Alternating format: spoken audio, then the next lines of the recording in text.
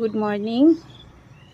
আজকে তো এখনও সকাল থেকে বৃষ্টি হয়নি, মনে হচ্ছে হবে না, কিন্তু নিউজও বলেছে আবার শনি না রবিবার পর্যন্ত হবে। যাই হোক, কিন্তু এখন তো মনে হচ্ছে হবে না।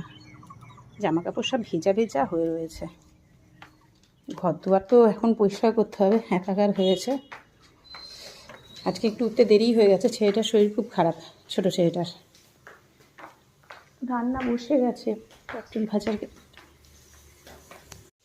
রাতে বৃষ্টির জন্য আর কি জানলা খুলে রাখা হয় না, রাতে খুলে রাখা হয়, কিন্তু এখন ভাবি বৃষ্টি টিষ্টি আসলে হ্যাচলা আসবে, বাবা আটকে গেছে, যার জন্য খুলে রাখি না, আটকেই রাখি। আমার যেই জায়গাটা দিয়ে শুরু হয় সেই জায়গাটাই চলে এসেছি। ছেলেটার প্রচণ্ড শরীর খারাপ, ছোটোটার।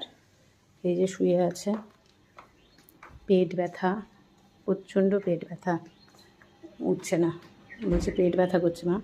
আর এদের একটু পেট ব্যথাটা বেশি হয়। আমার বড় ছেলেটারও পেট ব্যথা খুব হতো, ওরও পেটের মধ্যে বালিশ চাপা দিয়ে এখন শুয়ে আছে। তাই রান্না কিছু করব না, সব ফ্রিজে রয়েছে। শুধু রান্না বসিয়েছি বলতে একটুখানি ভাত বসিয়েছি, আর কিছু না। কারণ খাবার তো আর কেউ কোনো লোক সেরকম নেই, তাই শুধু শুধু রান্না করে কি করব।